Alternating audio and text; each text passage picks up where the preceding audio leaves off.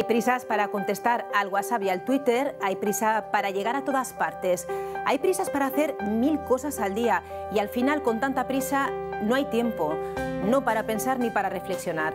En la sociedad de la información y las nuevas tecnologías, el pensamiento crítico y la filosofía casi han desaparecido.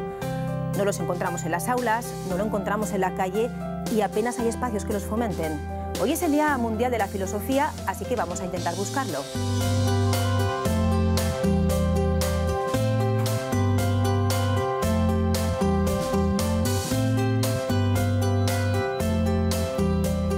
Y lo hacemos porque, tal como dice la UNESCO, la filosofía es una disciplina que estimula el pensamiento crítico e independiente y también es capaz de trabajar en aras de un mejor entendimiento del mundo, promoviendo la paz y la tolerancia. Así de que todo ello vamos a hablar esta mañana con Juan Manuel Aragüés. Es profesor de filosofía de la Universidad de Zaragoza y ya nos acompaña aquí en el plato de Buenos Días junto a Pablo Carreras. ¿Qué tal, Pablo? Buenos días. ¿Qué tal, Pilar? Muy buenos días, como siempre también. Muy buenos días a todos ustedes.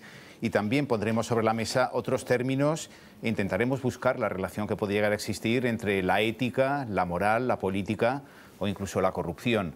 Nuestro invitado, Juan Manuel Aragüés, es también jefe del Departamento de Filosofía de la Universidad de Zaragoza y coordina un coloquio internacional que comienza hoy mismo en la capital aragonesa sobre la cuestión de la diferencia. Juan Manuel Aragüés, ¿qué tal? Bienvenido, buenos días. Buenos días. ¿Es complicado hablar de filosofía en un foro como es la televisión? Pues sí, porque vuestros tiempos son muy justos, muy exactos y desarrollar un pensamiento un poquito hilado pues cuesta, pero lo intentaremos.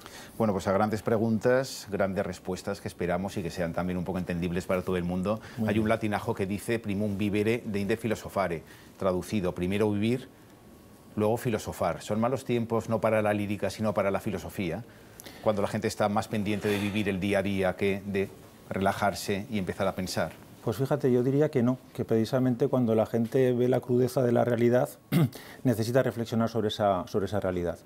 Y yo voy a un dato y es el hecho de que la especialidad de filosofía en la Universidad de Zaragoza lleva poco tiempo, pero lo que estamos viendo es que contra lo que pudiera pensarse estamos creciendo en matrícula constantemente.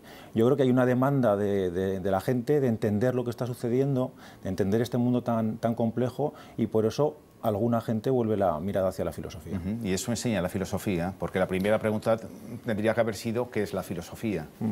Bueno, como no tenemos tres años para explicarlo, sí, la filosofía, una de las cuestiones que se puede entender que hace es intentar explicarnos el mundo, pero no desde las obviedades, sino buscando lo que hay detrás de la realidad, qué explica lo que sucede. Y claro, cuando estamos viviendo un mundo con tal nivel de acontecimientos que nos afectan en nuestro día a día, la filosofía es una herramienta pues, para entender la comunicación, para entender los procesos, para entender la política y, por lo tanto, una herramienta fundamental que, desgraciadamente, nuestra sociedad no aprovecha demasiado. Pero cuando hablamos de filosofía en un porcentaje muy alto, hablamos de cosas intangibles, ¿no?, que no se pueden tocar en un mundo muy material.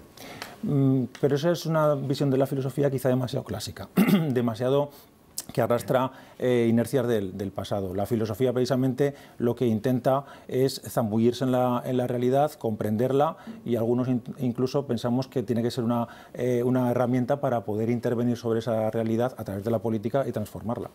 Ha hablado de política. Claro. ¿Qué relación existe entre la filosofía y la política? Pues no se puede hacer política sin un análisis riguroso de la sociedad. Entonces la filosofía históricamente, desde sus orígenes, desde los orígenes griegos, ha habido una vinculación muy estrecha entre los filósofos y la política. Todos los filósofos griegos fueron al mismo tiempo políticos, desde los presocráticos hasta Aristóteles, pasando por Platón, tuvieron una intervención política. Lo que pasa es que posteriormente se ha intentado desvincular filosofía y política. ¿Eso por qué? ¿Ha sido también un intento motivado por alguna razón? Bueno, pues precisamente porque hay una mirada crítica por parte de la filosofía y desde el poder las miradas críticas son siempre incómodas. Bueno, en el mundo antiguo al que hacía referencia los filósofos clásicos decían que la política se basa en la moral. ¿Eso ha cambiado mucho o no? Bueno, son dos disciplinas que no deberían separarse. Desgraciadamente, lo que vemos es que en nuestra sociedad ética y política profesional suelen estar bastante separadas. Pero precisamente en Grecia se entendía que ética y política iban juntas porque los filósofos eran fundamentalmente ciudadanos que reflexionaban y que intervenían sobre su contexto de ciudad, ¿no? Claro, yo le he preguntado por la moral y me ha respondido por la ética. ¿Qué es la ética y qué es la moral? A lo mejor también confundimos esos términos, ¿no? Hombre, yo creo que para los espectadores podemos decir que son lo mismo. Luego, técnicamente, sí que podemos hacer una distinción. La moral tiende a ser un discurso más asentado, mientras que la ética está más atenta a los cambios sociales y a mantener una perspectiva quizá más crítica. La moral también es un arma ideológica, un arma política. Sin ninguna duda, sin ninguna duda. La actuación política de un sujeto está íntimamente vinculada con cuál sea su posición ética, su posición moral. Bueno, y empieza en Zaragoza un encuentro internacional, un coloquio internacional que va a hablar sobre la diferencia. ¿En qué se diferencia? ¿O qué diferencias hay entre un corrupto y el resto de la sociedad en caso de que lo hayas? Porque también hay corrientes que señalan que forma parte sustancial del ser humano, ¿no? La corrupción. Yo no soy tan pesimista. Yo no creo que los seres humanos seamos corruptos por naturaleza, ni mucho menos. Sí que es cierto que vivimos tiempos, en los que la aparición constante de escándalos pues, apunta en esta dirección, pero también, si lo miramos de una manera optimista, yo creo que todos conocemos a gente tremendamente honesta que vive su vida con decencia. La filosofía, yo creo que algunos filósofos lo que han intentado poner de manifiesto es que los seres humanos no somos bloques compactos y hechos de una única pieza, ¿no? Por ejemplo, Kant decía algo muy interesante, decía que los seres humanos tenemos una tendencia, decía la insociable sociabilidad del ser humano, es decir, por un lado tenemos tendencia a la sociabilidad y por otro lado al aislamiento, es decir, describe al ser humano como un ser contradictorio, que yo creo que eso es un elemento tremendamente real, que vivimos en la contradicción, ¿no? Y otro filósofo que también me parece tremendamente interesante, como es Marx, apunta que los seres humanos somos fruto de nuestra circunstancia, de nuestro entorno, de aquello con lo que nos relacionamos, de nuestras relaciones sociales, dice él. Entonces, claro, como cada uno de nosotros tenemos relaciones sociales diferentes, vivimos en culturas diferentes, en sociedades diferentes, es difícil hablar de una naturaleza humana común. Pero volviendo a lo que decías, yo desde luego no entiendo que el ser humano sea corrupto por naturaleza, ni mucho menos. Bueno, hay datos además sobre la mesa, ¿no? Porque preguntados por la posibilidad de incurrir en corrupción, en España más del 75% de la población contestaba afirmativamente, mientras que en otros estados, como los estados nórdicos, únicamente era el 15% aquellas personas que respondían que incurrirían en corrupción en caso de tener esa posibilidad. ¿Esto a qué responde? ¿A que el suelo moral es un suelo moral frágil? Hombre, eso lo que nos pone en manifiesto es que los seres humanos no somos iguales, ¿no? Que depende en el contexto en el que hemos crecido, en el que hemos nacido. Yo creo que España tiene una desgraciada historia muy poco democrática, en la que ha sido difícil construir ciudadanía. Los 40 años de dictadura pues hicieron mucho daño en esa dirección, y desde esa perspectiva somos una sociedad joven, ¿no? Que no está acostumbrada a los mecanismos de debate, a los mecanismos de intervención. Y yo creo que eso tiene mucho que ver. Sociedades en las que la participación ciudadana en las instituciones viene de largo, sociedades en las que los individuos se sienten implicados en el desarrollo social, los niveles de corrupción son más bajos que aquellas en los que ha habido experiencias de carácter autoritario, como es nuestro caso. Claro, para cambiar de política se tiene que producir paralelamente o previamente un cambio social, por lo que dice, ¿no? Sí, efectivamente. Yo creo que lo estamos viendo incluso en nuestros días, ¿no? Como los movimientos sociales que estamos viendo en la actualidad lo que están significando es que gente que ya se da cuenta de que es preciso cambiar de sociedad se moviliza para que eso suceda. Entonces sí, efectivamente hay una vinculación muy estrecha entre lo que es el deseo de construir algo nuevo y los movimientos políticos y sociales que quieren conseguirlo. Claro, en esta charla que estamos manteniendo da la sensación de que la filosofía tiene una relación muy estrecha con la sociología, ¿no? Que en el fondo son dos mundos en parte paralelos, por lo menos en determinados análisis.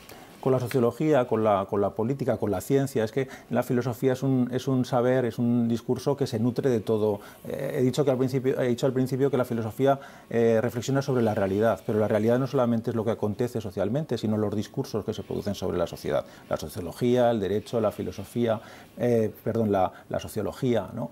Entonces, la filosofía lo que hace es tener una mirada de sobrevuelo que intenta ver todo lo que acontece en el ámbito de la acción y en el ámbito del pensamiento y responder a esas realidades, pues construyendo un discurso que intente relacionar todo lo existente. Los ejemplos seguramente son muy clarificadores. ¿Qué ejemplo me podía poner de esos análisis, ¿no? de visión global de lo que está ocurriendo, de lo que está pasando? Bueno, pues no sé, yo creo que... Más allá de los grandes filósofos, ¿no? Que tampoco sé muy bien las tendencias que en estos momentos puede haber dentro del mundo de la filosofía. Pues no sé, a un economista se le va a pedir por ejemplo, pues que los modelos que plantees tengan efectividad, sean rentables, produzcan beneficios. Pero una reflexión filosófica sobre la economía lo que nos debería llevar es a pensar si el tipo de economía en el que estamos viviendo es un tipo de economía útil para desarrollar las potencialidades humanas, ¿no? Entonces, esa es la diferencia de niveles. Hay determinados discursos que van a lo práctico y a lo inmediato, y la filosofía quiere ir un poco más allá, tener una reflexión global. La filosofía que, como decía en esa definición la UNESCO, estimula el pensamiento crítico. ¿Estamos carentes de pensamiento crítico en la sociedad hoy? Absolutamente, absolutamente. Y eso enlaza con el drama de la erosión de la presencia de la filosofía en las enseñanzas medias que se propugna desde el gobierno y desde el ministerio, ¿no? Falta pensamiento crítico porque la crítica es fundamental simplemente para que una sociedad avance.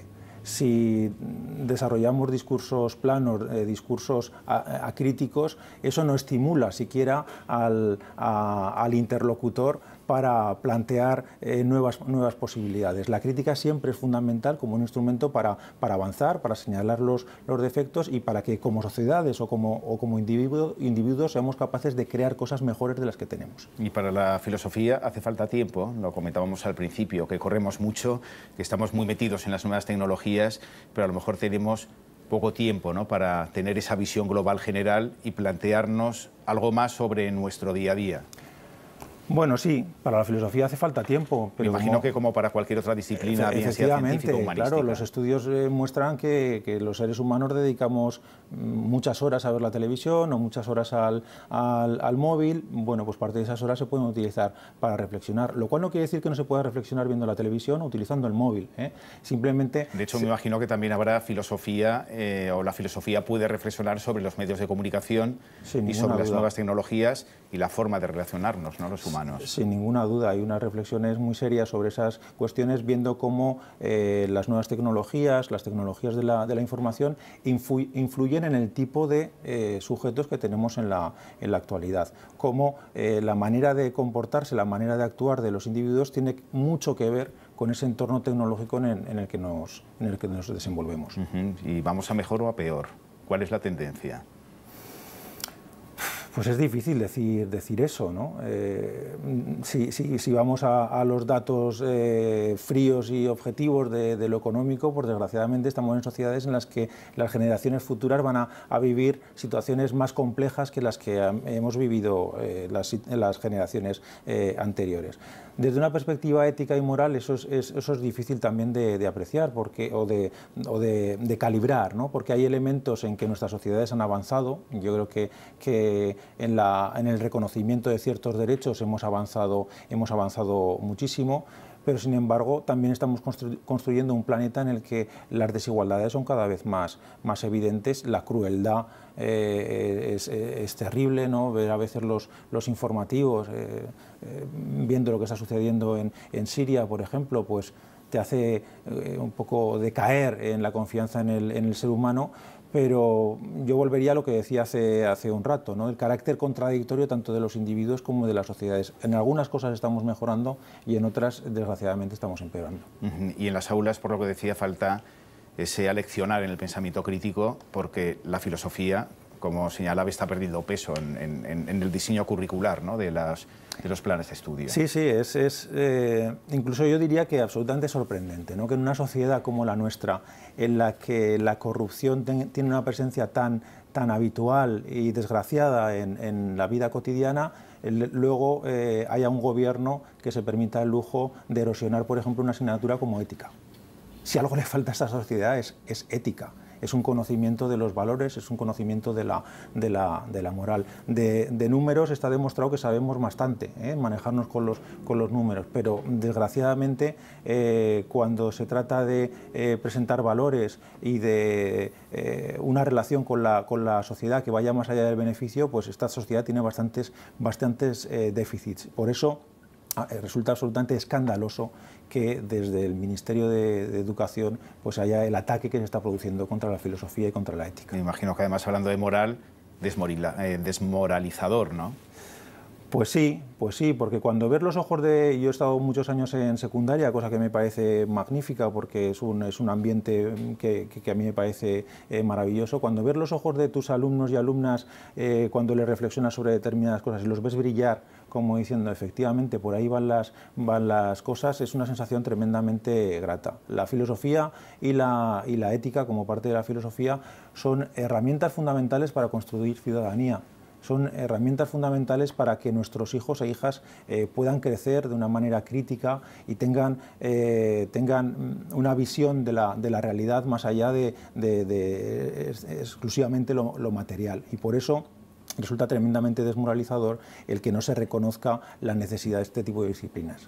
Juan Manuel Aragüés, después de esta charla aquí en este plato de televisión, se va a un coloquio internacional, ¿no?, que ha organizado la Universidad de Zaragoza junto con otras universidades europeas para hablar de un aspecto de la filosofía del que empezó a hablarse mucho a partir de los 60, como es la diferencia. La cuestión de la diferencia, efectivamente. La diferencia, que es también desigualdad, ¿o no? Antes hablaba de la desigualdad, yo no sé hasta qué punto... Sí, pero no entendía de manera peyorativa la desigualdad, sino en el sentido de que somos desiguales, somos sujetos con intereses, con deseos, con formaciones, con orígenes diferentes, pero que a pesar de esos orígenes, deseos y formaciones diferentes, quizá podamos buscar elementos de encuentro para construir sociedades más libres, sociedades más democráticas y sociedades más justas. Un coloquio multidisciplinar, no solo filósofos, sino también lingüistas y todos aquellos colectivos que pueden decir algo en esta reflexión de la diferencia. Yo creo que va a ser muy interesante porque vamos a hablar de cine, vamos a hablar de literatura, vamos a hablar de ética, vamos a hablar de política, vamos a hablar de muchísimas cosas. Entonces yo invito